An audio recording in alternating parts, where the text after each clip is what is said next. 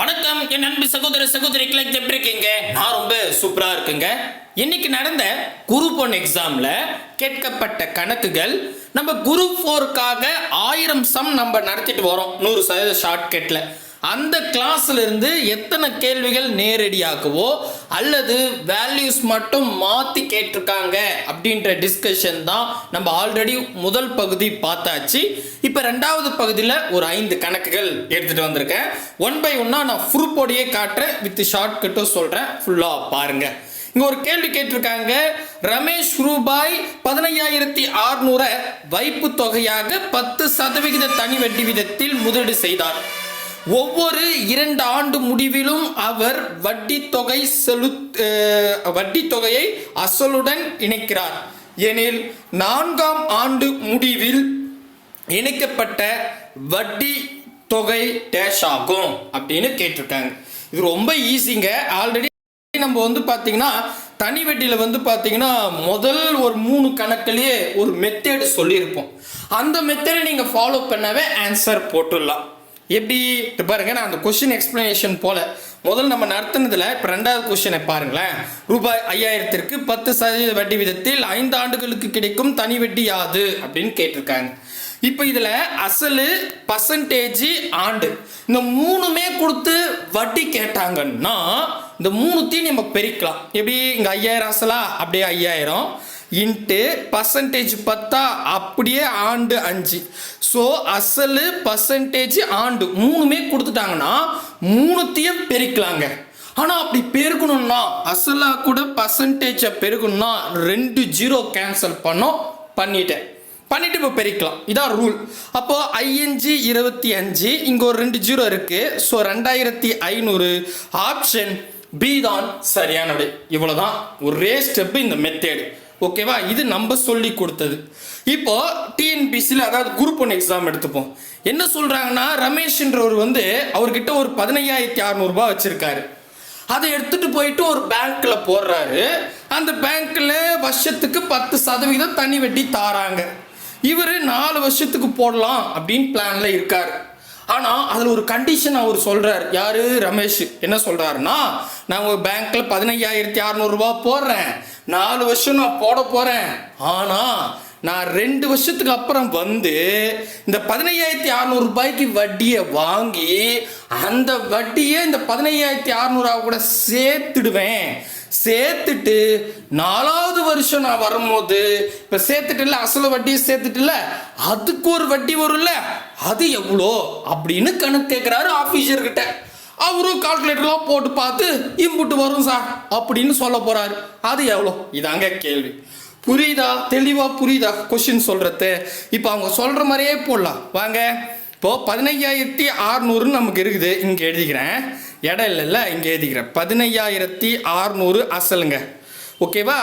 இதா கூட நமக்கு என்னென்ன இருக்குது பாருங்க. நமக்கு அசலு, அதுக்கப்புறம் பர்சன்டேஜ், ஆண்டு இருக்குது. 4 ஆண்டு கிடையாது, ஏன்னா அவங்க 2 ஆண்டுக்கு ஒரு முறை வட்டியை எடுத்து அசலா கூட சேர்க்க போறாரு. அப்போ நம்ம முதல் 2 வருஷத்துக்கு கண்டுபிடிக்கணும். ஓகேவா?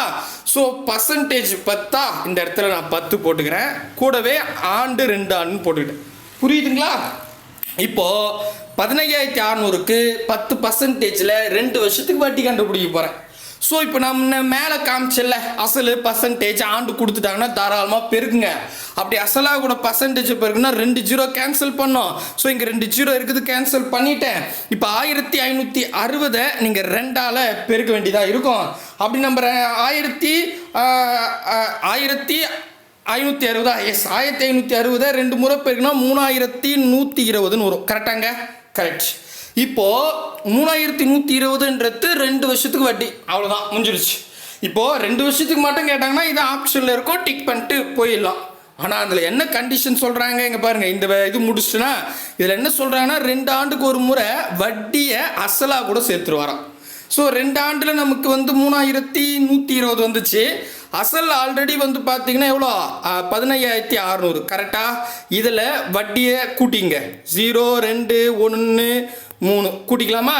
கூட்டினா 0 2 7 அதுக்கப்புறம் 8 1 18,720 ரூபாய் அப்படின்னு வரும். எது? 2 வருஷத்துக்கு அப்புறம் அசலும் வட்டி சேர்த்ததுக்கு அப்புறம். இப்போ ஃபைனலாக என்ன கேட்குறாங்கன்னா, இப்போ நான் சேர்த்துட்டேன்ல, 4வது வருஷம் எனக்கு எவ்வளோ கிடைக்கும் வட்டி அப்படின்னு கேட்குறாங்க. ஆல்ரெடி 2 வருஷம் கண்டுபிடிச்சாச்சு. அப்போ இன்னும் 2 வருஷம் வட்டி கண்டுபிடிச்சா முடிஞ்சிருச்சு. புரியுதா? 2 ஸ்டெப் தான். அப்போ நான் என்ன பண்ணுறேன், இதாக கூட பர்சன்டேஜை பெருகிறேன், கூடவே ஆண்டு 2 வருஷம் தான். ஆல்ரெடி 2 வருஷம் கண்டுபிடிச்சி தான் போட்டாச்சு. 2 வருஷம் வட்டி கண்டுபிடிச்சி அசலாக கூட கூட்டியாச்சு. இன்னும் 2 வருஷம் சேர்த்தா 4வது வருஷம் வந்துடும். கரெக்டா? புரிஞ்சிருச்சா? சூப்பர். இப்போ அசலாக கூட பர்சன்டேஜ் ஆண்டு 3மே கொடுத்துருந்தா தாராளமாக பெருக்கலாம். பெருகுன்னா 2 ஜீரோ கேன்சல் பண்ணிட்டேன். இப்போ 1872 2ஆல் பெருகுங்க. அதாவது 2 முறை மனசில் கூட கூட்டிங்க, பிரச்சனை இல்லை. 1872 1872 கூட்டினா 3744 அப்படின்னு வரும். இருக்குதான்னு போய் பாருங்க. அப்படிதான் ஆன்சர். முடிஞ்சிருச்சு. எங்கிட்ட இதை பாருங்க, ஆப்ஷன் 3744 கரெக்டா? நம்மளுக்கு தானே வந்துச்சு. Yes, correct. அவ்வளோதாங்க. பார்த்தீங்களா? 2 ஸ்டெப்பு தான். நம்ம போட்ட கணக்கே தான் கொஞ்சம் டிங்கரிங் பண்ணி கேட்டிருக்காங்க. ஸோ இந்த மாடல் கேட்கறதுக்கு வாய்ப்புகள் இருக்குது. சரிங்களா? இருந்தாலும் நம்ம நடத்திருக்கோம். புரியுதா? நீங்கள் போட்டிங்களா இல்லையா அப்படின்றத கமெண்ட் செக்ஷனில் கொடுங்க. அடுத்த கேள்வி பார்க்கலாம். அடுத்த கேள்வி இங்கே இருக்குது பாருங்கள். மொதல் கேள்வி விட்டுட்டோம். ஆமாம்.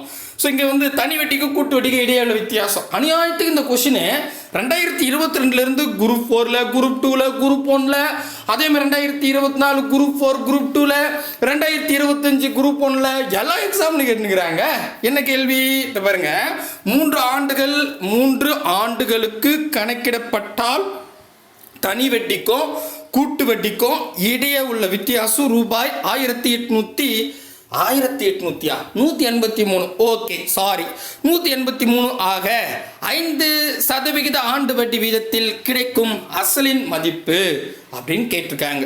ஆக்சுவலி நம்ம இதே மாடல்ல இங்க பாருங்க, தனி வட்டிக்கு கூட்டு வட்டிக்கு இடையே உள்ள வித்தியாசத்தில் அசல் இருக்கு, பர்சன்டேஜ் இருக்கு, 3 வருஷத்துக்கு எவ்வளோ கிடைக்கும் அப்படின்ற மெத்தேடில் நம்ம கிட்டத்தட்ட ஒரு 5 கொஷின் நடத்திருக்கோம். அதில் 2024 குரூப் 4ல் கூட கேட்டிருக்காங்க. அந்த சம்மும் நம்ம நடத்தியிருக்கோம். அதுக்கு லிங்க் நான் கீழே கொடுக்குறேன், செக் பண்ணி பாருங்க. இன்னும் இதுக்கு முன்னாடி நம்ம நடத்துனது எல்லாமே அசல் கொடுத்துருவாங்க, பர்சன்டேஜ் கொடுத்துருவாங்க, 3 வருஷம்னு சொல்லிடுவாங்க. தனி வட்டிக்கு கூட்டு வட்டிக்கு இடையே உள்ள வித்தியாசம் எவ்வளோ அப்படின்னு தான் கொஷினாக கேட்டாங்க. ஆனால் இந்த குரூப் 1 எக்ஸாமில் தனி வட்டிக்கு கூட்டு வட்டிக்கு இடையே உள்ள வித்தியாசம் 183ன்னு கொடுத்துட்டாங்க. அசலை தான் கொஸ்டினாக கேட்டிருக்காங்க. சரி, இப்போ ஒன்றும் பிரச்சனை இல்லை, ஆப்ஷன் வச்சு நம்ம போட்டுடலாம். சரிங்களா? ரொம்ப சிம்பிளான மெத்தேட். முதல்ல நீங்கள் ஆப்ஷன் செலக்ட் பண்ணணும்னா அது கொஞ்சம் கேர்ஃபுல்லாக செலக்ட் பண்ணணும். எப்படின்னா இங்கே பாருங்களேன், 18,000, 24,000, 8,000, 30,000 கொடுத்துருக்காங்க. எப்பவுமே நீங்கள் இந்த மாதிரி மெத்தேடுக்கு ஆப்ஷனை செலக்ட் பண்ணுறீங்க அப்படின்னா இருக்கிறதுலே பெரிய மதிப்பை தொடாதீங்க. அதே மாதிரி இருக்கிறதுலேயே சின்ன மதிப்பை தொடாதீங்க. பெருசு 30,000, சின்னது 8,000, இந்த 2த்தையும் டச் பண்ணாதீங்க. மிடில் இருக்கிற 18,000மோ 24,000மோ ட்ரை பண்ணுங்க. ஏன் இப்படி சொல்றீங்க, ஏன் அப்படின்னு கேட்டால் ஒரு உதாரணத்துக்கு, எல்லாமே நான் ஃப்ளூக்கில் சொல்கிறேன். இப்போ நான் என்ன பண்ணுறேன், 24,000 எடுக்கிறேன். இப்போ இந்த 24,000 எடுத்து நான் ஒர்க் அவுட் பண்ணுறேன். எனக்கு விடை 170 வருதுன்னு வச்சுக்கோங்க. நான் சும்மா எல்லாமே ஃப்ளூக்கில் தான் சொல்கிறேன். இப்போ 170 வருதுன்னு வச்சுங்க. ஆனால் எனக்கு எவ்வளோ வரணும், 183 வரணும். நான் ஜஸ்ட்டு 24,000 ட்ரை பண்ணும் போதே எனக்கு 170 தான் வருதுன்னா இப்போ 24,000 விட பெரிய அமௌண்ட்டு தான் இதுக்கு ஆன்சர் வரும். அப்போ 24,000 விட பெரிய அமௌண்ட்டு 30,000 தான். அப்போ இதான் ஆன்சர். டிக் பண்ணிட்டு போயிடலாமா? சூப்பர். அப்போ கண்டிப்பாக 18,000 இப்போ 8,000 கண்டிப்பாக வராது. புரியுதா? சப்போஸ் இதே இப்படி வச்சுங்க. இப்போ நான் 24,000 ட்ரை பண்ணுறேன், எனக்கு 190 வருதுன்னு வச்சுங்க. இப்போ 24,000 ரூபாய்க்கு 190 வருது, ஆனால் எனக்கு 183 தான் வரணும். அப்போ 24,000க்கு பெரிய அமௌண்ட்டாக வருது. அப்போ 24,000 கிடையாது. நெக்ஸ்ட்டு 30,000 கண்டிப்பாக வராது, ஏன்னா இது அதை விட அதிகமாக தான் வரும். கரெக்டா? கரெக்ட். அப்போ ஒன்று 8,000 வரணும், இல்லை 18,000 வரணும். இப்பயும் யோசிக்கலாம். இப்போ 190ன்னு வந்துச்சுப்பா, அப்போது நியரஸ்டாக தான் இருக்கும். 8,000 விட 18,000 தான் இருக்குது ஆன்சர் இருக்குது அப்படின்னு நீங்கள் 18,000 செலக்ட் பண்ணலாம். இல்லை 18,000 நீங்கள் ஒர்க் அவுட் பண்ணியும் பார்க்கலாம். 2 ஆப்ஷன் ஒர்க் அவுட் பண்ணுறதுலேயே உங்களுக்கு அக்யூரேட்டான ஆன்சர் கிடைக்கும். இதுதான் நம்ம ஆப்ஷன் செலக்டிங் மெத்தேடுன்னு சொல்லுவோம்.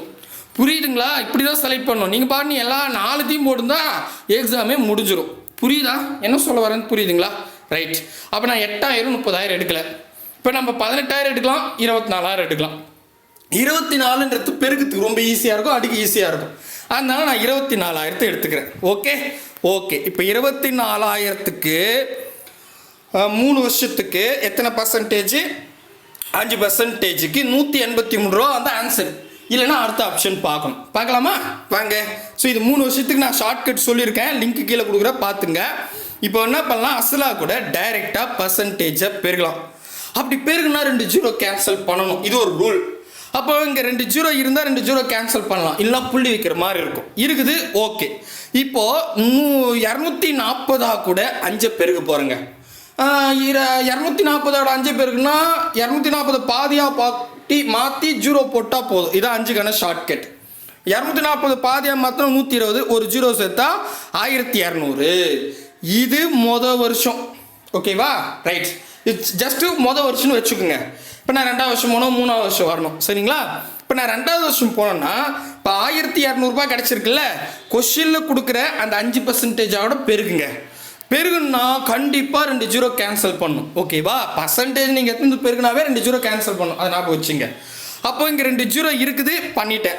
மேபி இல்லைன்னா நம்ம புள்ளி வைக்கிற மாதிரி இருக்கும், இருக்குது, ஒன்றும் பிரச்சனை இல்லை. 12 கூட 5 பெருங்க. 15 50 2 5 10 60ன்னு வரும், கரெக்டாக? 60 ரூபா. 60ன்றது இப்போ 2வது வருஷங்க, ஓகேங்களா? ரைட்டு. இப்போ நான் 3வது வருஷம் போனோம். 3வது வருஷம் போனோம்னா இப்போது இது 60ன்னு கிடச்சிருக்குல்ல, இதாக கூட கொஷினில் கொடுக்குற பர்சன்டேஜை பெருகணும். பர்சன்டேஜை பெருகினாவே 2 ஜீரோ கேன்சல் பண்ணோம். இங்கே 1 ஜீரோ தான் இருக்குது, கேன்சல் பண்ணிட்டேன். இன்னொரு ஜீரோ வேணும், இல்லை, ஒன்றும் பிரச்சனை இல்லை. நீங்கள் தாராளமாக 6 கூட 5 பெருக்குங்க. பெருக்கி வரக்கூடிய விடையில் ஜீரோ இருந்தால் ஒரு ஜீரோ கேன்சல் பண்ணுங்க. ஆனால் இல்லைன்னா அவங்க புள்ளி வைக்கிற மாதிரி இருக்கும், ஒரு ஸ்தானம் தள்ளி. ஓகே, புரிஞ்சிருச்சா? அப்போ 6 30ன்னு வரும். நம்ம ஒரு ஜீரோ அங்கே கடன் கொடுக்க வேண்டியது இருக்குது, கேன்சல் பண்ணிட்டேன். அப்போ 2வது வருஷம் 60, 3வது வருஷம் 3 அப்படின்னு கிடைக்குது. இது அப்படியே இந்த 60ஐயும் 3ஐயும் எடுத்துங்க. எடுத்துட்டு இந்த கொஷினில் 3 ஆண்டுகள் அப்படின்னு கொடுத்துருக்காங்க இல்லையா, அதனால் இங்கே 2வது வருஷம் 60ன்னு வந்துச்சு இல்லை, அதாக கூட 3 பெருக்கிட்டு கீழே இருக்கிற 3 கூட கூட்டினா ஆன்சர். அவ்வளோதாங்க, முடிஞ்சிருச்சு. இதான் அதுக்கான ஷார்ட்கட்டு. அப்போ 6 3 18 180ன்னு வருமா? இந்த 3 கூட்டினா 183ன்னு வரும். பர்ஃபெக்டாக வருது பாருங்க, அவ்வளோதான் ஆன்சர். இது பாருங்க, பர்ஃபெக்டாக வந்திருக்கு. இவ்வளோதான் ஸ்டெப்பு, சரிங்களா? ஸோ எனக்கு இந்த ஸ்டெப்பு ஓகே, எனக்கு புரியுதுன்னா ஒன்றும் பிரச்சனை இல்லை. இல்லை சார் எனக்கு சுத்தமாக புரியல சார், பட் ஈஸியாக தான் இருக்குதுன்னா நான் கீழே இந்த லிங்க் கொடுக்குறேன். ஸோ ஓப்பன் பண்ணி பாருங்கள், அதில் நான் கிளாஸ் எடுத்திருப்பேன். அதெல்லாம் பார்த்தீங்கன்னா உங்களுக்கு ரொம்ப ஈஸியாகவே இருக்கும், சரிங்களா? ரைட்டு. கிட்டத்தட்ட இதுவும் நம்ம நடத்தின மெத்தேட் தான். 2 கொஷின் ஆயிடுச்சா? ரைட்டு. அடுத்த கேள்வி வந்து பார்த்தீங்கன்னா இது கொஞ்சம் டிஃப்ரெண்ட்டான கேள்வி தான், ஆனால் ஈஸி. இது ஒரு பேட்டர்ன் கொஷின். சப்போஸ் இதில் வந்து மாற்றலாம் கேட்க மாட்டாங்க. இந்த மெத்தேடில் வேல்யூஸ் மட்டும் தான் மாற்றுவாங்களே தவிர பேட்டர்னை மாற்ற மாட்டாங்க. அந்த மாதிரி கொஷின் இது. ஆல்ரெடி வந்து பார்த்தீங்கன்னா நம்ம வந்து இதே மாடலில் 2 சம்ஸும் எடுத்துருக்கோம். ஆனால் நம்ம ஒருத்தரை பேஸ் பண்ணி தான் எடுத்துருக்கோம். எப்படின்னா இங்கே பாருங்களேன், பீட்டர் என்பவர் ஒரு தேர்வில் 280 மதிப்பெண் பெறாரு. அப்படியே அவர் தோல்வி அடைஞ்சிட்டாரு. இன்னும் ஒரு 20 மார்க் வாங்கியிருந்தால் அவர் பாஸ் பண்ணியிருப்பார். பாஸ் பண்ணுறதுக்கு 50% எடுத்தால் போதும். அப்போ அந்த எக்ஸாமில் மொத்த மதிப்பெண் எவ்வளோ? இது மாதிரி இது வந்து 7th புக்கில் இருக்குது, இது நம்ம நடத்திருக்கோம். இதே மாதிரி இதுக்கு ரிலேட்டடாக 9/11/2024லையும் இங்கே ஒரு மாணவர் 31% மதிப்பெண் பெறாரு. 12% மதிப்பெண் குறைவாக பெற்றதால் தேர்வில் தேர்ச்சி பெறல. தேர்வில் தேர்ச்சி பண்ணால் 35% மதிப்பெண் வாங்கணும். அப்படின்னா அந்த எக்ஸாமில் மொத்த மதிப்பெண் எவ்வளோ? ஸோ இந்த 2 மாடல் நடத்திருக்கோம். ஆனால் இங்கே வந்து கொஞ்சம் வித்தியாசமாக 2 பேர் வச்சு கேட்டிருக்காங்க. பார்க்கலாமா? இங்கே பாருங்கள், பீட்டர் என்பவர் ஒரு தேர்வில் அதிக மதிப்பெண்களில் 30% பெற்று 10% மதிப்பெண் வித்தியாசத்தில் தோல்வியடைந்தார். மேலும் பால் என்பவர் அதே தேர்வு எழுதி மொத்த மதிப்பெண்களில் 40% பெற்று தேர்வில் தேர்ச்சி பெற மதிப்பெண்ணை காட்டிலும் 15 மதிப்பெண்கள் அதிகம் பெற்றார் எனில் அந்த தேர்வில் தேர்ச்சி மதிப்பெண் என்ன அப்படின்னு கேட்டிருக்காங்க. இது ஒன்றும் இல்லைங்க, இப்போ ஒரு எக்ஸாம் நடக்குது. இதில் பீட்டர்ன்றவர் எழுதுறாரு. அவர் எழுதும் போது பார்த்தீங்கன்னா ஒரு 30% வாங்கியிருக்காரு, ஆனால் ஃபெயில் ஆகிட்டார். இன்னும் ஒரு 10 மார்க் வாங்கியிருந்தா பாஸ் பண்ணியிருப்பார். இதே அவர் ஃப்ரெண்டு பால்ன்றவர் எக்ஸாம் எழுதுறாரு. அவர் வந்து 40% மதிப்பெண் வாங்கிட்டார். பாஸ் பண்ணுறதை விட 15 மதிப்பெண் எக்ஸ்ட்ராவே வாங்கிட்டார். அப்படின்னா பாஸ் பண்ணுறதுக்கு எவ்வளோ மதிப்பெண் வாங்கணும்? இதான் கேள்வி. புரியுதுங்களா? ரைட்டு, ரொம்ப சிம்பிள். இது பாருங்க, அதுக்கான பேட்டர்ன் நம்ம எழுதிட்டுன்னு வச்சுங்களேன், கடன்னு போடலாம். சரிங்களா? இது பாருங்க, நம்ம ஜஸ்ட் எழுதலாமா? இருங்க, இதெல்லாம் ஆயிடுச்சு, இதெல்லாம் போன கணக்குது. இப்போ என்ன சொல்கிறாங்கன்னா, பீட்டர் வந்து பார்த்தீங்கன்னா 30% மார்க் வாங்குறாரு. இன்னும் ஒரு 10 மார்க் வாங்கியிருந்தா பாஸ் பண்ணியிருப்பார். கரெக்டா? கரெக்ட். நான் எழுதி புரியுதா பாருங்க, பீட்டர் 30% மதிப்பெண் வாங்குறாரு, இன்னும் ஒரு 10 மார்க்கு அடிஷ்னலாக வாங்கியிருந்தா, அதனால நான் கூட்டிக்கிறேன். சரிங்களா? வாங்கியிருந்தா பாஸ் பண்ணியிருப்பார். கரெக்டா? கரெக்ட். இப்போ அப்படியே வாங்க, ஏன்னா இதை ஆன்சர் வெரிஃபை பண்ணுறதுக்கு கரெக்டாக இருக்கும், அதனால் இப்படி எழுதுறேன். நெக்ஸ்ட்டு பால் என்ற ஒரு எக்ஸாம் எழுதுறாரு, 40% வாங்குறாரு. இவர் 40% வாங்கினாலும் பாஸ் ஆகிட்டாரு. ஆனால் பாஸ் பண்ணுறதுக்கு பாஸ் மார்க்கை விட 15 மார்க் எக்ஸ்ட்ராவே வாங்கிட்டார். அப்போ நான் இந்த இடத்துல பாஸ் மார்க் வச்சா ஒரு 15 மார்க் கழிச்சா தான் எனக்கு பாஸ் மார்க் கிடைக்கும். கரெக்டாக நான் எழுந்து புரியுதுங்களா? பேட்டர்ன் எழுந்து புரியுதுங்களா? 30% 10 மதிப்பெண் கூட்டினா பாஸ் ஆகிடலாம். 40% 15 மார்க்கை கழிச்சா பாஸ் ஆகிடலாம். அதாவது பாஸ் மார்க் வந்துடலாம். எனக்கு இப்போ பாஸ் மார்க் தான் தேவை. ரைட்டா? ரொம்ப சிம்பிள் தேரி. ஃபஸ்ட்டு என்னென்னா, இந்த 30%க்கும் 40%க்கும் நடுவில் தான் பாஸ் இருக்குது. கரெக்டா? தெளிவாக புரியுதுங்களா? ஏன்னா அவங்க பாஸுக்கான பர்சன்டேஜ் சொல்லலை. பாஸுக்கான பர்சன்டேஜ் தெரியாமல் நம்மளால் மதிப்பெண்ணை எடுக்க முடியாது. அப்போது 30க்கும் 40க்கும் நடுவில் தான் பாஸ் மார்க் இருக்குது. அதனால் நான் என்ன பண்ணுறேன், 30 40 கழிச்சிடுறேன். சரிங்களா? கழிச்சிடுறேன். கழிச்சா எனக்கு 10% வரும். கரெக்டாக? ஏன்னா ரெண்டுத்துக்கு இடையில 10% தான். அந்த 10%ல் ஏதோ ஒரு பர்சன்டேஜில் தான் எனக்கு பாஸ் மார்க் இருக்கும் போது ஜஸ்ட்டு நான் 30 40 கழிச்சிட்டேன். இது ஃபஸ்ட்டு. செகண்ட், நல்லா யோசிங்களேன். இந்த இடத்துல இவங்க சொன்ன தேரியை பாருங்களேன். 30% வாங்கி இன்னும் ஒரு 10 மார்க் வாங்கியிருந்தா பாஸ் ஆகிருப்பாங்க. இந்த இடத்துல பாஸ் இருக்குது. இதே 40% வாங்கினவன் ஒரு 15 மார்க் எக்ஸ்ட்ரா வாங்கினதால 40% வாங்கிட்டான். கரெக்டா? அப்போது இந்த இடையில் இங்கே பாருங்கள், 30ல் இருந்து பாஸ் ஆக 10 மார்க்கு தேவை. 40ல் இருந்து ஃபெயில் இது பாஸ் பண்ணுறதுக்கு 15 மார்க்கு தேவையில்லை. அப்போ இந்த இடையில் 10 இருக்குது, 15 இருக்குது. அப்போ 10 15 கூட்டிங்க, 25 வரும். அப்போ 10%ன்றது 25. அவ்வளோதாங்க. நான் இன்னும் சிம்பிளாக சொல்கிறேன், முதல்ல இதை கேட்டுங்க. அப்போ எனக்கு ஒரு வழியாக 10%ன்றது 25 மதிப்பெண்ணு தெரிஞ்சுக்கிட்டேன். இப்போ பீட்டர் வந்து 30% வாங்கியிருக்காரு. அப்போ 10% 20ன்னா 25ன்னா 10 10 கூட்டினா 20, 20 10 கூட்டினா 30. அப்போ 25 கூட்டினா 50, 50 ஒரு 25 கூட்டினா 75 மார்க்கு பீட்டர் வாங்கியிருக்காரு. பார்த்தீங்களா? ஸோ இப்போ பீட்டர் 75 மார்க் வாங்கிட்டாரு, ஃபெயில் ஆகிட்டார். இன்னும் 10 மார்க் வாங்கியிருந்தா பாஸ் பண்ணியிருப்பார். 75ஓட 10 கூட்டினா 85 வரும். கரெக்டாக? இப்போ பாஸ் மார்க் தெரிஞ்சுக்கிட்டேன். இப்போ நான் ஜஸ்ட் வெரிஃபை பண்ணுறேன் பாருங்கள். கீழே பால் 40% வாங்கிட்டாரு. இப்போ 40%னா 10%ன்றது 25 நான் கண்டுபிடிச்சிட்டேன். அப்போ 25 கூட்டினா 50, 50 கூட்டினா 100, 4 10 தானே, 100 தானே. அப்போது பால் 100 மார்க் வாங்கிட்டார். அவர் பாஸ் பண்ணுறதை விட 15 மார்க் எக்ஸ்ட்ரா வாங்கியிருக்காரு. அப்போ நம்ம இதில் 15 கழிச்சிடலாமா? Pass mark கண்டுபிடிச்சிடலாம்ல. அப்போ 100ல் 15 கழிச்சா 85. பார்த்தீங்களா? தெளிவாக வந்துருச்சு. ஸோ ஜஸ்ட் நீங்கள் மேலே கண்டுபிடிச்சே போதும். இருந்தாலும் நான் கீழே வெரிஃபை பண்ணியும் காமிச்சிட்டேன். அப்போ 85 மார்க்கு ஆன்சர் ஆப்ஷன் சி தான் சரியான விடை. ஸோ இப்போ இது ஒரு பேட்டர்ன் கொஷின் சொல்லிட்டு இதில் எந்த இதுவும் மாற்ற மாட்டாங்க. ஜஸ்ட்டு அந்த பர்சன்டேஜ் மதிப்பு மட்டும்தான் மாற்றுவாங்க. இந்த மாதிரி ஒரு பேட்டர்னில் கேட்டாங்கன்னா நீங்கள் என்ன பண்ணுங்கள், முதல்ல பர்சன்டேஜை கழிச்சுக்குங்க. 30ல் 40 கழிச்சா 10%. நெக்ஸ்ட் இந்த மதிப்பெண்ணை வந்து இந்த 10யும் 15யும் கூட்டுங்க, 25ன்னு வரும். அப்போ 10%ன்றது 25. அவ்வளோதான், முடிஞ்சு போச்சு. அப்போ 30%ஓட 10% 25னா 30% ஆகுது 75. 75 வாங்கிட்டாரு. யார்? 75 மார்க்கு பீட்டர் வாங்கிட்டாரு. இன்னும் 10 மார்க் வேணா பாஸ். அப்போ அந்த 10 கூட்டு 85 ஆன்சர். ஒரு செகண்டில் வந்துடும், முடிஞ்சிருச்சு.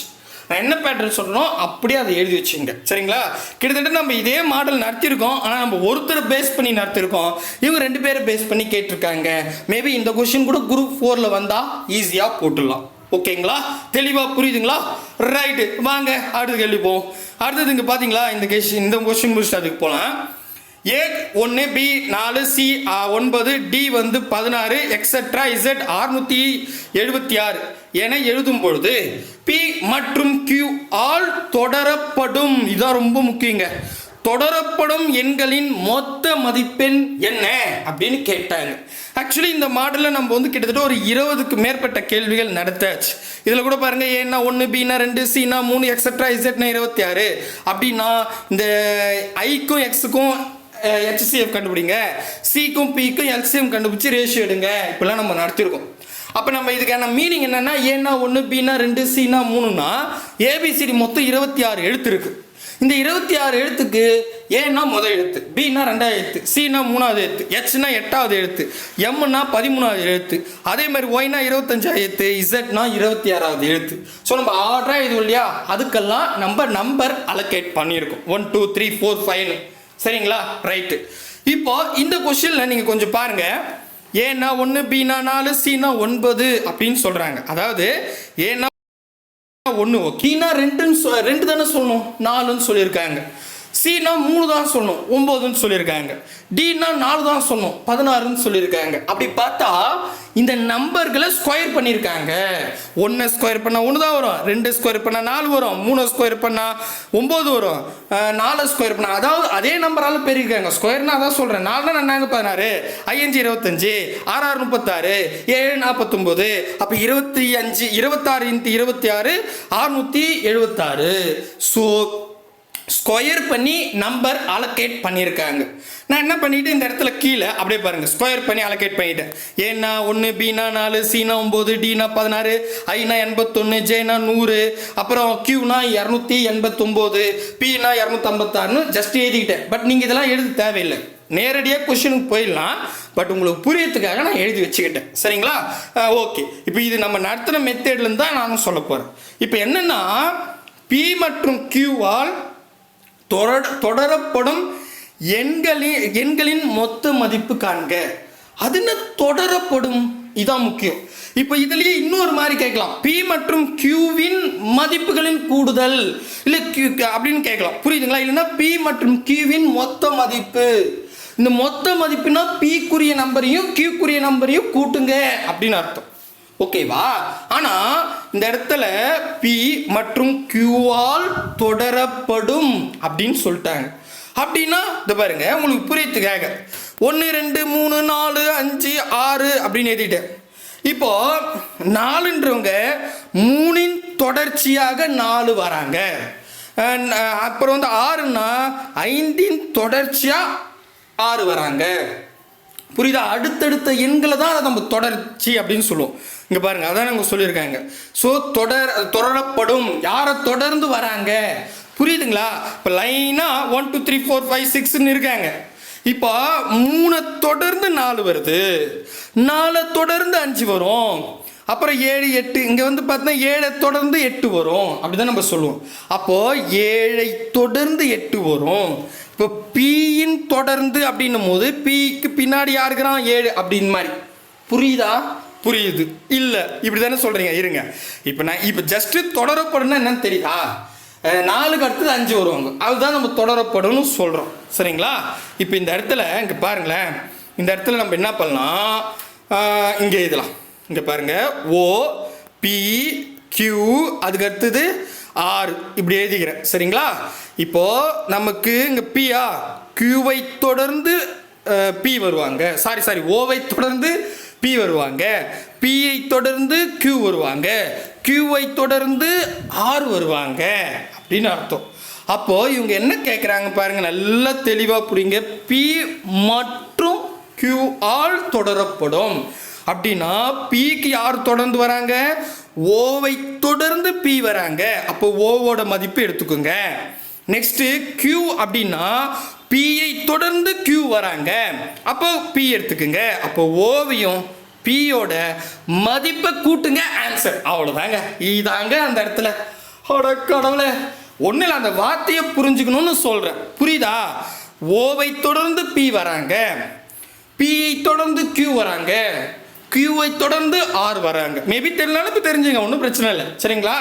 அப்போ முதல்ல இவங்க தேரி என்னன்னா, பி மற்றும் கியூ அப்போ பி யாரை தொடர்ந்து வரானா ஓவை தொடர்ந்து பி வராங்க. Q யார் தொடர்ந்து வராங்க பி தொடர்ந்து Q வராங்க. சரிங்களா?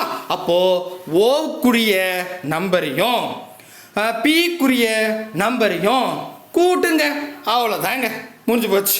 அப்போ இங்கே பாருங்க, பி ஓவுக்குரிய நம்பர் 225 பிக்குரிய நம்பர் வந்து 256 256 இதை கூட்டுங்க 256. ஸோ கூட்டினா 11 மீதிங்க 1 வரும், 5 8 வரும், 4 வரும், 481 ஆன்சர். அவ்வளோதாங்க, முடிஞ்சிருச்சு. 481 ஆப்ஷன் டி தான் சரியான விடை. சரிங்களா? சப்போஸ் எனக்கு இதெல்லாம் ஓகே சார், இப்போ நான் எனக்கு தெரியும் ஓன்னா 15 பின்னா 16, ஓன்னா 15 பின்னா 16 வரும். இதுக்கு எனக்கு ஸ்கொயர் எடுக்க தெரியாது சார், அதான் மிஸ்டேக்கு. அதுக்கே எனக்கு எக்ஸாம் முடிச்சிடும்னா இப்போ முடிஞ்சிட்டேன். நான் வந்து ஸ்கொயர் மட்டும் எப்படி எடுக்கணும்னு சொல்கிறேன். ஆல்ரெடி சொல்லி கொடுத்துருக்கேன். மேபி ஒரு முறை ரீகால் பண்ணிட்டு உங்களுக்கு ஞாபகம் இருக்கும். சரிங்களா? ஸோ எப்போவுமே ஸ்கொயர் பண்ணி கேட்டாங்கன்னா இங்கே பாருங்கள், இவங்க இதெல்லாம் அழிச்சிட்றேன். இதெல்லாம் அழிச்சிட்டா கொஞ்சம் ஈஸியாக இருக்கும். ஓகே, இப்போ என்னென்னா எனக்கு 16 ஸ்கொயர் தெரியணும், 15 ஸ்கொயர் தெரியணும். இப்போ நான் சொல்லி கொடுக்குற ஷார்ட்கட்டு 10ல் இருந்து 99 வரைக்கும் எந்த நம்பரை ஸ்கொயர் பண்ணாலும் இப்போ நான் சொல்கிற ஷார்ட்கட் பர்ஃபெக்டாக வரும். எப்படி? அதாவது இப்போ 16 ஸ்கொயர் பண்ணணும். 16 ஸ்கொயர் பண்ணால் ஒன்றும் இல்லைங்க, இந்த 1 அப்படியே அதே நம்பரால் பெருங்க, 1ன்னு வரும். அப்போ 0 எழுதுங்க. அடுத்தது 6 அதே என்னால் பெருங்க, 6 36 வரும், அப்படியே பக்கத்தில் எழுதிங்க. ஓகேவா? ஸோ 1 அதே நம்பரால் பெருகிட்டேன், 6 அதே நம்பரில் பெருகிட்டேன், பக்கத்தில் எழுதிட்டேன். நெக்ஸ்ட்டு இங்கே இருக்கிற நம்பர் எல்லாத்தையும் ஒரு முறை பெருங்க. 1 6 6 6 12ன்னு வரும். இந்த 12 ஒரு ஸ்தானம் விட்டுட்டு கீழே கூட்டுங்க. அவ்வளோதான், ஒரு ஸ்தானம் விட்டுட்டு கீழே கூட்டுங்க. அப்போ 6 5 2 256 ஒரே செகண்டில் வந்துடும், முடிஞ்சிருச்சு. இப்போ 15 ஸ்கொயர் பண்ணலாம். 15 ஸ்கொயர் அப்படின்னு எடுத்துக்கிட்டா இங்கே பாருங்க, இப்போ 1 அதே நம்பரால் பெருங்க, 1 வரும், 0 வச்சுக்கோங்க. நெக்ஸ்ட்டு அடுத்த நம்பர் 5 அதே நம்பரால் பெருங்க, 5 25 வரும், பக்கத்தில் எழுதிங்க. நெக்ஸ்ட் இப்போ முடிஞ்சிருச்சா? அடுத்தது இதில் இருக்கிற நம்பர் எல்லாத்தையும் ஒரு முறை பெருகணும். 1 5 மேலே 2 இருக்குல்ல, எல்லாத்தையும் ஒரு முறை பெருங்க. 1 5 5 2 10 10 வந்து ஒரு ஸ்தானம் விட்டு கீழே கூட்டிங்க. அவ்வளோதான், 5 2 2 225. அவ்வளோதான், பார்த்தீங்களா? ஸோ உங்களுக்கு ஸ்கொயர் பண்ண தெரியலனாலும் இந்த ஷார்ட்கட்டில் போடுங்க, பர்ஃபெக்டாக வரும். சரிங்களா? தெளிவாக புரியுதுங்களா? ரைட்டு. அடுத்தது ஃபைனல் சம். கிட்டத்தட்ட இந்த சம் வந்து நம்ம நடத்திடுங்க. நம்ம நடத்தின மாடலாக அப்படி தான் கேட்டு வச்சுருக்காங்க. என்னென்னா இங்கே பாருங்களேன், முதல்ல நம்ம நடத்துந்து காமிக்கிறேன். y is to 30 பாருங்க, y is to 36 equal to 2 is to x equal to 8 is to 12 எனில் x மற்றும் y இன் மதிப்பை காண்க அப்படின்னு 2021 டிஎன்பிஎஸ்ல கேட்டாங்க. நெக்ஸ்ட் இங்க கூட பாருங்க, 21 is to x equal to y is to 25 equal to 9 is to 16 15 எனில் x கமா ஒய்யின் மதிப்பு முறையே அப்படின்னு கேட்டிருக்காங்க. ஸோ இது வந்து பார்த்தீங்கன்னா நம்ம ஆல்ரெடி வந்து 108 109வது கணக்காக நடத்தியிருக்கோம். அதே மாடல் தான் கேட்டிருக்காங்க. இங்கே பாருங்க, x is to 7.5 equal to 8 is to y equal to 7 is to 17.5 எனில் எக்ஸ் ஈஸ்ட்டு ஒய்யை காண்க. ஆக்சுவலி நம்ம முழு நம்பராக போட்டிருந்தோம், இது குரூப் 1 எக்ஸாம் இல்லையா, அதனால புள்ளி வச்சு கொடுத்துருக்காங்க. ரொம்ப ஈஸி, போடலாமா? இதை பாருங்க, இந்த சம் நம்ம எப்படி எழுதலாம்னா, நான் உங்களுக்கு முதல்ல இந்த சம் சொல்லியிருப்பேன், இந்த ஆளை தெரிஞ்சுக்குங்க. ஏ ஈஸ்ட் பி இதை எப்படி எழுதலாம்னா ஏ பை பின்னு எழுதலாம், தப்பே கிடையாது. ஸோ நடுவில் 2 டாட்டை நம்ம இங்கே பின்ன மாதிரி எழுதிக்கலாம். A is to B A by பின்னு எழுதிக்கலாம், தப்பு கிடையாது. அது கணக்கை பொறுத்து மாற்றிக்கலாம். சரிங்களா? அப்போ இந்த இடத்துல வந்து எனக்கு எக்ஸ் ஈஸ்ட்டு 7.5ன்னு முதல்ல கொடுத்துருக்காங்க. அப்போ எக்ஸ் டிவைடட் பை 7.5ன்னு எழுதிக்கலாம், ஈக்குவல் டு இருக்குது. சரிங்களா? அடுத்தது வந்து 8 இஸ்டு ஒய்ன்னு கொடுத்துருக்காங்க. ஸோ நாங்கள் என்ன பண்ணுறேன், 8 divide by y equal to இருக்குது. அடுத்தது 7 இஸ்டு 17.5ன்னு கொடுத்துருக்காங்க. நான் 7 டிவைட் பை 17.5ன்னு எழுதிக்கிட்டேன். இதுக்கான மீனிங் என்னன்னா, அது பாருங்களேன், இந்த மதிப்பும் இந்த மதிப்பும் சமம்னு அர்த்தம். ரெண்டாவது மதிப்பும் இங்கே 3வது மதிப்பும் சமம்னு அர்த்தம். இது மாதிரி ஈக்குவல் இருந்துச்சுன்னா எக்ஸ் டிவைட் பை 7.5ன்றது 7 டிவைட் பை 17.5ன்னு அர்த்தம். அதுதான் இப்படி சொல்லுவாங்க. அதே மாதிரி தான் 8 டிவைட் பை ஒய்ன்றது 7 டிவைட் பை 17.5ன்னு அர்த்தம். சரிங்களா? புரியுதுங்களா? ரைட்டு. நான் சொல்லி கொடுக்கறதால வீடியோ கொஞ்சம் லென்த்தாக போகும், பட் ஈஸி தான். அப்போ நம்ம முதல்ல எக்ஸ் கண்டுபிடிக்கலாம். X divide by 7.5 equal to 7/17.5. ஓகேங்களா? இப்போ நல்லா கவனிங்க, இதை மட்டும் எடுத்துக்கிட்டேன். ஏன்னா எக்ஸ் வேணும், நான் எக்ஸை கண்டுபிடிக்க போகிறேன். அதனால இதை விட்டுட்டு இந்த 2 நம்பர் மட்டும் எடுத்துக்கிட்டேன். சரிங்களா? ரைட்டு. இப்போ என்னன்னா எனக்கு எக்ஸ் வேணும். வகுத்தலில் இருக்கிற 7.5 ஈக்குவல்ட்டுக்கு என்ன பக்கம் போனால் பெருக்கலாம் மாறிடும். பெருக்கல் இருக்கிறது ஈக்குவல் என்ன போனால் வகுத்தலாம் மாறும். வகுத்தல் இருக்கிறது ஈக்குவல் என்ன போனால் பெருக்கலாம் மாறும். இதான் ரூல். சரியா? ரைட்டு. இப்போ இதை உங்களுக்கு புரியுதுக்காக எழுதுறேன். 7 × 7.5/17.5. நல்லா ஞாபகம் வச்சுங்க. மேலேயும் ஒரு ஸ்தானம் தள்ளி புள்ளி இருக்குது, கீழேயும் ஒரு ஸ்தானம் தள்ளி புள்ளி இருந்தால் அந்த புள்ளியை தாராளமாக நீக்கிடலாம். புள்ளிக்கு புள்ளிக்கு கேன்சல். ஒரு உதாரணத்துக்கு 2/2 இருந்தால் இந்த 2க்கு 2 கேன்சல் பண்ணிடும்ல. அந்த மாதிரி இங்கேயும் ஒரு ஸ்தானம் தள்ளி புள்ளி, கீழே ஒரு ஸ்தானம் தள்ளி புள்ளி இருந்தால் அந்த புள்ளியை நீங்கள் நீக்கிடலாம். சரிங்களா? அப்படின்னா 7 × 75/175 வரும். அவ்வளோதான். புரியுதா? நான் புரியத்துக்காக ஸ்டெப் போட்டுட்ருக்கேன். பட் நீங்கள் நேரடியாக அந்த புள்ளியில் நீக்கிடுங்கன்னு சொன்னேன். இப்போ அடிச்சு கொடுங்க, எக்ஸ் கண்டுபிடிச்சிடலாம். சரிங்களா? இப்போது 1 7 7 7 14. ஸோ 17ல் 14 போனால் மீதி 3 இருக்குது, 10 போடுங்க, 35 வரும். 7 35. கரெக்டா? கரெக்ட். இப்போது இது 75 தானே? ஆமாம். சரிங்களா? அப்போ இப்படி எழுதலாமா? 25 25 25 75. ஏன்னா 25 25 50 50 ஒரு 25 75. ஸோ 3 வருது. இங்கிட்டு 1 இருக்குது, இங்கிட்டு 3 இருக்குது. அப்போ எக்ஸோட வேல்யூ 3. அவ்வளோதாங்க. இப்போ நான் எக்ஸை கண்டுபிடிச்சிட்டேன். அடிச்சு பிடிச்சுன்னா இப்போ எக்ஸில் நான் போய் ஆப்ஷனை பார்த்தா 3ன்றது 3 ஆப்ஷன் இருக்குது. அப்போ கிட்டத்தட்ட 3 நான் கரெக்டாக கண்டுபிடிச்சிட்டேன். இப்போ ஒய்யை கண்டுபிடிக்கணும். ஒய்யை கண்டுபிடிக்கணும்னா அது பாருங்கள், 8/y அப்படியே இங்கே எழுதிங்க. நான் இங்கே எழுதிட்டோமா? இங்கே எழுதுறீங்க. ஆல்ரெடி எழுதிருக்குன்னா இதை அழிச்சிட்றேன். பெரிய கணக்கில் மறுபடியும் சொல்கிறேன். இது குரூப் 1 அப்படின்னும் போது நமக்கு என்னவாகுது அப்படின்னு கேட்டால் கொஞ்சம் ஸ்டெப் இருக்கும். குரூப் 4 பொறுத்த வரைக்கும் அது மாதிரி ஸ்டெப் இருக்காது. 8/y equal to 7/17.5. கரெக்டாக? நான் எதுக்கு போய் வெரிஃபை பண்ணிக்கிறேன், தப்பாக போடக்கூடாது ஸ்டெப்பு. S, 8/y. ஓகே. இப்போ பாருங்கள், நல்லா கவனிங்களேன். இப்போ எனக்கு ஒய் வேண்டும். இந்த ஒய் வேணும்னா வகுத்தலில் இருக்கிற ஒய் ஈக்குவல்ட்டுக்கு போனால் பெருக்கெல்லாம் மாறிடும். ஓகேவா? இப்போ இந்த ஒய் இங்கே போயிடுச்சு. எனக்கு இப்போ ஒய் தான் தெளிவாக வேணும். அப்போ இங்கே 7/17.5 இருக்குது. அது ஈக்குவல்ட்டுக்கு அண்ணாண்டு பக்கம் போனால் 8 × இது அப்படியே தலைகை மாறிடும். 17.5 மேலே வந்துடும், கீழே 7 வந்துடும். அவ்வளோதான். இப்போ இதை சுருகுனா ஆன்சர். புரியுதா? தெளிவாக புரியுதுங்களா? ரைட்டு. இப்போ எனக்கு இங்கே புள்ளி வச்சதால கணக்கு போட சிரமம். மேபி இந்த இடத்துல புள்ளி வச்சு 1ன்னு வருதுன்னு வச்சுங்க. அப்போ நம்ம என்ன பண்ணலாம், இந்த புள்ளி நீக்கலான்னு சொன்னேன். பட் கீழே புள்ளி வச்சு இல்லை, மேலே மட்டும்தான் இருக்குது. எத்தனை ஸ்தானம் தள்ளி புள்ளி இருக்குன்னு பார்த்தா ஒரே ஒரு ஸ்தானம். அப்போ நீங்கள் என்ன பண்ணுங்கள், ஒரு 0 சேர்த்துட்டு இந்த புள்ளியை நீக்கிடுங்க. அப்போ 8 × 175/70 வரும். எவ்வளோதான் தேரி. புரியுதா? ஓகேவா? சூப்பர். அப்போ 1 7 7 10 வருமா? இங்கே பாருங்கள், முன்ன எழுதணும் 25 7 நம்ம போன கணக்கில் எழுதிருந்தோம். அதனால் அப்படியே 25 போட்டுக்கிட்டேன். அதுக்கு அடுத்தது 1 5 5 10 வரும். இங்கே வந்து பார்த்தீங்கன்னா 5 25 வரும். நெக்ஸ்ட் இந்த 2ல் பாதி 1, 8ல் பாதி 4. இங்கே 4 இருக்குது, இங்கே 5 இருக்குது. 4 5 20. அப்போது ஒய்யோட வேல்யூ வந்து 20 அப்படின்னு கிடைக்கும். அப்போ எக்ஸோட வேல்யூ 3, ஒய்யோட வேல்யூ 20. அவ்வளோதான் ஆன்சர். இருக்குதா அப்படின்னு கேட்டால் இதை பாருங்கள், பர்ஃபெக்டாக இருக்குது. அவ்வளோதான். இது பாருங்கள், ஆப்ஷன் சியில் பர்ஃபெக்டாக இருக்குது. எக்ஸோட வேல்யூ 3, ஒய்யோட வேல்யூ 20. சரியா? ஸோ அப்போ ஆப்ஷன் சி தான் சரியான விடை. மறுபடியும் சொல்கிறேங்க, நான் வந்து நம்ம நடத்தின கொஷினை ஒப்பிட்டு பார்க்கும்போது தான் ஒரு 5 கணக்கு அரை மணி நேரம் நடத்தியிருக்கேன். பட் நீங்கள் இந்த கிளாஸ்லாம் கவனிச்சிருந்தீங்கன்னா ஈஸியாகவே போட்டுடலாம். கரெக்டாக?